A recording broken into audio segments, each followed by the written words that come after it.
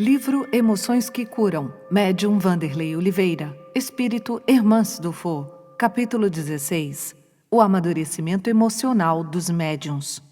A mediunidade não implica necessariamente relações habituais com os espíritos superiores. É apenas uma aptidão para servir de instrumento mais ou menos dúctil aos espíritos em geral. O bom médium, pois, não é aquele que comunica facilmente, mas aquele que é simpático aos bons espíritos e somente deles tem assistência. Unicamente neste sentido é que a excelência das qualidades morais se torna onipotente sobre a mediunidade. O Evangelho segundo o Espiritismo, capítulo 24, item 12. O aeroporto estava repleto. Alexandre, médium e palestrante, esperava um voo que o levaria a uma cidade do sul do país para uma apresentação. Em dado momento, em meio a tanta agitação externa, ele foi sendo tomado por um nível acentuado de concentração. Fechou os olhos e foi se abstraindo do ambiente até que ouviu uma voz rouca dizendo: "Essa moça com vestes amarelas à sua frente é minha sobrinha. Meu nome é Humberto e queria lhe dizer algumas palavras. Será que posso contar com você?" Alexandre, que já estava em estado de transe profundo, abriu os olhos, procurou e viu a moça de seus 15 anos aproximadamente, que trazia um olhar triste e introspectivo. Fechando os olhos novamente, ele dirigiu-se ao espírito dizendo: "Posso saber do que se trata, Humberto? Essa moça foi tremendamente prejudicada por mim. Eu me suicidei há 4 meses, depois de usar de forma indevida as economias de uma herança que pertencia a ela até chegar à falência. Não suportei a culpa e os desastres materiais. Deixei minha esposa, 2 filhos e ela com problemas graves para resolver. Diante de tantas perdas, ela está pensando em tomar a mesma atitude e vir ao meu encontro. Quer suicidar-se." "Você a enganou?" Não se trata disso. Diante da morte de meu irmão e ela sendo menor de idade, fui nomeado como seu tutor e, portanto, administrador de seus bens. Não fiz nada com más intenções, mas, agindo com imprevidência, qual criança inexperiente, me embracei com o usufruto da fortuna deixada pelo pai dela. Administrei mal, fui perdendo dinheiro, envolvendo-me com ganhos ilícitos e acabei mal. O que você gostaria de dizer a ela? Ela se chama Sara. Apenas escreva essa pequena frase em um papel. A vida sempre tem caminhos que desconhecemos, e Deus jamais deixará de nos apresentar aquele que será o melhor para nós. Era um mantra que ensinei a ela e por várias vezes nós o repetimos em nossas conversas no lar. Chegamos a pintar juntos essa frase em uma pequena tábua que hoje se encontra na sala de minha casa, a pedido dela. Depois de ler, por caridade, diga a ela que, infelizmente, o caminho que escolhi não é um desses caminhos de Deus. Só isso? Agradeço. Não posso dizer mais nada, segundo o Senhor que me trouxe até aqui. Posso saber quem me trouxe? O nome dele é Cornélios. Alexandre rogou ajuda espiritual e não vacilou, sentindo um pouco de mal-estar devido à aproximação daquele espírito ainda tão enfermo. Resolveu verificar o que podia ser feito. Por acaso havia um lugar vago ao lado de Sara que parecia destinada ao médium, considerando a aglomeração daquele local. Em clima de profunda convicção e ligando seu coração com a fé, chegou perto da moça e disse: "Seu nome é Sara?" "Sim. Você me conhece?" "Não, Sara, não conheço. Eu peço sua licença para lhe relatar um fato, com todo respeito. Não peço que acredite, apenas que me ouça. Pode ser?"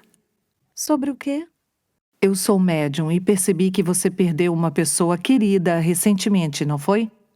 "Sim, meu tio. Mas já tem 4 meses. Por quê?" perguntou curiosa. "Eu percebi aqui no aeroporto e ele lhe mandou essa frase por escrito. Faz algum sentido para você?" Alexandre apresentou a frase escrita às pressas em um pedaço de papel. A moça leu a frase e seus olhos se encheram de lágrimas. Passado algum tempo, perguntou: "Ele está aqui? Quem é você?" Meu nome é Alexandre. Seu tio esteve comigo há alguns minutos e já se foi para o além. Ele pediu o favor de lhe enviar essa frase e que eu afirmasse para você que o caminho que ele escolheu não é um desses caminhos de Deus que o mantra de vocês indica. Repitamos um trecho da frase de apoio anterior. Unicamente nesse sentido é que a excelência das qualidades morais se torna onipotente sobre a mediunidade. Não é a mediunidade que qualifica o médium, e sim suas qualidades morais e emocionais. Os médiuns com Jesus são chamados a todo instante para o serviço do bem incondicional. Não há lugar, não há hora, não há circunstância na qual esse bem não possa ser feito. Uma singela oração em qualquer instante ou ambiente é um facho de luz abrindo frestas para que a bondade celeste penetre espalhando bênçãos. Com relação à disponibilidade de servir junto aos amigos espirituais, Allan Kardec nos diz: acrescentemos, todavia, que, se bem os espíritos prefiram a regularidade, os de ordem verdadeiramente superior não se mostram meticulosos a esse extremo. Mesmo fora das horas predeterminadas, podem eles, sem dúvida, comparecer e se apresentarem de boa vontade, se é útil o fim objetivado. Os chamados no mundo espiritual para fins úteis obedecem a uma lógica distinta à dos homens que se encontram reencarnados. Os médiuns afeiçoados ao serviço iluminativo com Jesus, conscientes dessa verdade, se propõem a apresentar as condições morais que lhes permitam ser canais de paz e orientação, amor e consolo. O desejo de servir, sem dúvida, é a qualidade moral indispensável a esta realização superior nas lições sagradas da mediunidade. E o desejo de servir consiste em ter o coração aberto à dor e às necessidades, facultando, por efeito, o estado de disponibilidade psíquica, que podemos comparar à antena emissora e receptora, possibilitando ao médium uma contínua interação com o mundo astral que o rodeia. Nos Atos dos Apóstolos, capítulo 9, versículo 10, encontramos esse exemplo de prontidão em Ananias ao dizer: E havia em Damasco um certo discípulo chamado Ananias, e disse-lhe o Senhor em visão: Ananias! E ele respondeu: Eis-me aqui, Senhor. Eis-me aqui, Senhor, é a disponibilidade para ser útil. Médiuns em estado íntimo de quietude interior oferecem esse solo mental fértil sobre o qual são plantadas as sementes enriquecedoras que multiplicarão os frutos dos planos superiores. Sem quietude não existe disponibilidade mental. Sem disponibilidade mental não existe sintonia. E sem sintonia não há plantação mediúnica. Essa quietude na vida mental é o resultado do amadurecimento psíquico e emocional dos medianeiros. Ela não pode ser atingida apenas com conhecimento e atividade doutrinária, mas à medida que o servidor da mediunidade avança na solução de suas lutas interiores, adquirindo a habilidade de manter seu foco espiritual na luz, da qual todos somos portadores como filhos de Deus, seu poder de percepção e sua força de atuação na vida que o rodeia se dilatam, sem lhe causar danos ou alterações prejudiciais. A exemplo do samaritano narrado na parábola evangélica, ele, o médium, desce a estrada de Jerusalém para Jericó sem ser assaltado por suas próprias mazelas. Desce, como diz o texto, em viagem, com propósitos definidos de voltar seu lugar de origem, Jerusalém, que representa a cidade dos valores nobres, ao contrário de Jericó, a cidade do comércio e dos bens perecíveis.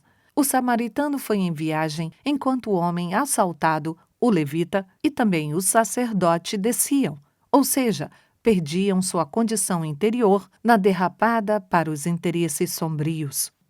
Para que os médiuns consigam essa condição de descida em viagem, com propósitos elevados e sincronizados com as esferas da luz e da libertação, torna-se indispensável o cuidado com sua jornada de amadurecimento emocional. Esta pode ser resumida em 3 etapas distintas e que se integram entre si, formando o estado interior de quietude, autoconhecimento, autotransformação e autoamor. Pelo autoconhecimento, o médium descobre e examina o mapa de suas sombras interiores e da sua luz ofuscada, à espera de uma abertura para irradiar paz, cura e libertação. Pela autotransformação, o médium se aplica a explorar o território de seu próprio aprimoramento, escalando novos hábitos, desbravando os terrenos da riqueza emocional e aplainando novas conquistas na direção de sua consciência. Pelo auto-amor, o médium encontra-se consigo próprio, preenchendo-se de estima, alegria, entusiasmo e discernimento, o que lhe permite um novo olhar sobre a vida e sobre as pessoas que o rodeiam, seja onde for.